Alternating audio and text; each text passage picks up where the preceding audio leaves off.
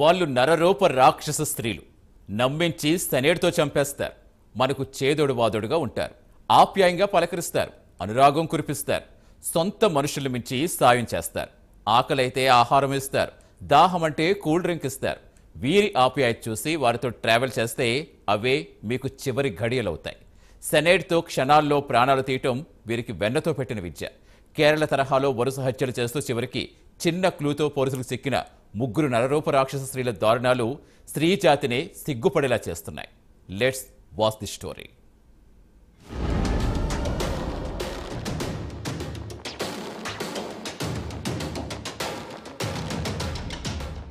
గుంటూరు జిల్లా తెనాలిలో ఎడ్ల లింగయ్య కాలనీకి చెందిన ఓ మహిళ అదృశ్యం కావడం, తర్వాత హత్యకు గురి కావడం జరిగింది. తీగలాగితే డొంక కదిలినట్లుగా దీని వెనుక ఎవరున్నారని విచారణ చేసిన క్రమంలో పోలీసులకు మతిపోయే విషయాలు బయటపడ్డాయి. సరికొత్త హత్యలకు పాల్పడుతున్న ఓ మహిళా హంతక ముఠా గురించి తెలిసింది. కాలనీకి చెందిన రజని అనే మహిళ నాగూర్ బి అనే మహిళను హత్య చేయడానికి ప్రణాళిక వేసింది. ఈ ఏడాది జూన్లో దీనికి సంబంధించిన ప్రణాళిక అమలు చేశారు. ముందుగా ఓ ఆటోను కిరాయికి మాట్లాడుకుంది రజని.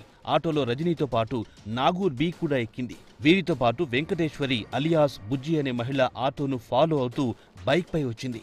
తెనాలి నుంచి గుంటూరు వెళ్లే మార్గంలో వడ్లముడి వద్ద నిర్మానుష్య ప్రాంతానికి ఆటోను తీసుకెళ్లారు. మార్గ మధ్యలో ఆటో డ్రైవర్ చేత రజని బ్రీజర్ కొనిపించింది. రజని, నాగూర్ బి, వెంకటేశ్వరి ముగ్గురు సమీపంలోని నిర్మానుష్య ప్రాంతానికి చేరుకున్నారు. అక్కడ నాగూర్ బికి ఇవ్వాలనుకున్న బ్రీజర్లో సైనైడ్ కలిపి ఇచ్చారు రజని, వెంకటేశ్వరిలు. బ్రీజర్ తాగిన వెంటనే నాగూర్ బి చనిపోయింది.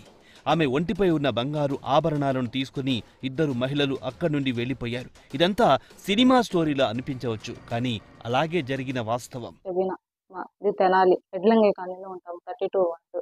మా అమ్మ బుధవారం జూలై 5వ తారీఖున మిస్ అయిపోయింది. ఇంట్లో నుంచి 3ంటికి బయలుదేరింది, ఇంకా రాలేదు.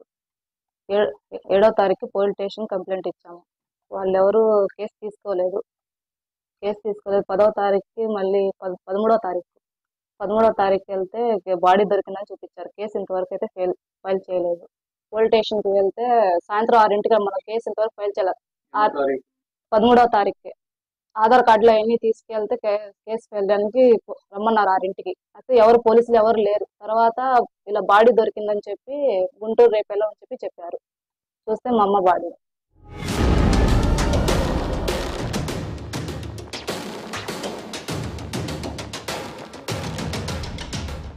తమ తల్లి కనపడకుండా పోయిందని నాగూర్ బి కుమార్తె ఇచ్చిన కంప్లైంట్తో పోలీసులు రంగంలోకి దిగారు. మొదట్లో నాగూర్ బి మృతిని అనుమానాస్పద మృతి కేసుగా నమోదు చేసుకుని పోలీసులు దర్యాప్తు ప్రారంభించారు. అయితే నాగూర్ బి ఆభరణాలు కూడా పోవడంతో అనుమానం వచ్చిన పోలీసులు కేసును మరో కోణంలో విచారించారు. ఈ క్రమంలో ఆటో డ్రైవర్ను విచారించగా రజని అనే మహిళ ఆటోలో వచ్చినట్టుగా డ్రైవర్ చెప్పాడు. అదే కాలనీకి చెందిన రజనీని అదుపులో తీసుకుని పోలీసులు తమదైన శైలిలో విచారించగా అసలు విషయం బయటపడింది.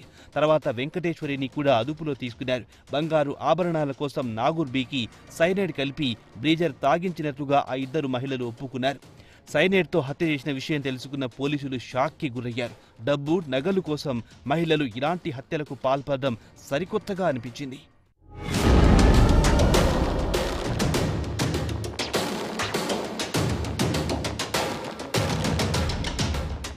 ఆ తర్వాత దర్యాప్తులో భాగంగా మరో ముగ్గురు మహిళలకు సైనైడ్ ఇచ్చి చంపినట్లుగా విచారణలో ఒప్పుకున్నారు. 2022లో మార్కాపురంకు చెందిన సుబ్బలక్ష్మిని ఆమె ఆస్తి, డబ్బులు, బంగారు ఆభరణాల కోసం ఇదే తరహా మద్యంలో సైనైడ్ కలిపి ఇచ్చి చంపారు. సుబ్బలక్ష్మి వెంకటేశ్వరికి వరుసకు అత్తవుతుంది.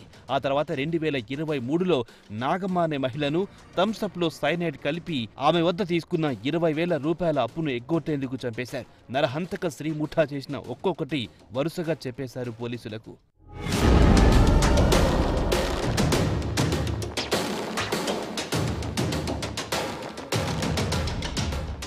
అదేవిధంగా తెనాలికి చెందిన పీసు అలియాస్ మోషే అనే వ్యక్తి తరచూ భార్యను వేధిస్తున్నాడు. అతన్ని చంపేందుకు అతని భార్యతో చేతులు కలిపి 2024లో మద్యంలో సైనైడ్ కలిపారు. అతను చనిపోయిన తర్వాత వచ్చే పెన్షన్, ఇన్సూరెన్స్ డబ్బులు పంచుకునేందుకు ఆమెతో అగ్రిమెంట్ కుదుర్చుకున్నారు.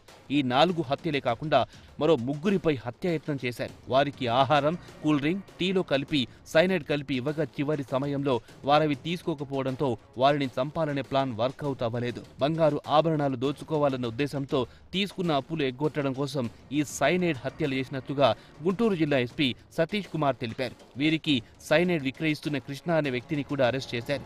నమ్మకంగా మన మధ్య ఉంటూ చిటికెలో ప్రాణాలు తీస్తున్న ఇటువంటి వారి పట్ల అప్రమత్తంగా ఉండాలని ఎస్పీ సూచించారు. ఇది మనకి 13/6/2024 జూన్ 13th మనకి FIR 174 కిందకి, అంటే అప్పుడు 174 CRPC అంటాము. So death cos not known కిందకి మనం రిజిస్టర్ చేయడం జరిగింది. ఇది వడ్లమాడి విలేజ్ చీబ్రోలు మండల్లో బాడీ దొరికింది మనకి అవుట్స్కట్స్లో.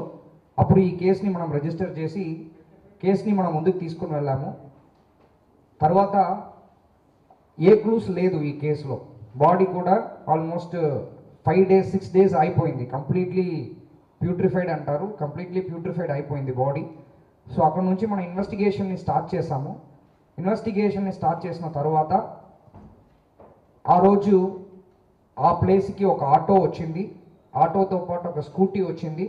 దాంట్లో 3 అమ్మాయిలు వచ్చారు, లేడీస్ వచ్చారు అన్నది మనకి క్లూ బ్రేక్ అయింది. దాంట్లో ఆ డెడ్ బాడీ దొరికినది కూడా ఒక లేడీకి సంబంధించిన డెడ్ బాడీ. సో కాబట్టి వచ్చిన 3 లేడీలో ఒకరు డెత్ అక్కడ అయ్యారు, 2 వెనక్కి వెళ్ళిపోయారు అనేది మనకి క్లారిటీ వచ్చింది. మునగప్ప రజ్జని 40 years, మనకి యాడ్ల లింగయ్య కాలనీ కట్టవరం రోడ్డు తెనాలి. తర్వాత ముడియాల వెంకటేశ్వరి వాళ్ళు 32 years, వాళ్ళు కూడా తెనాలి.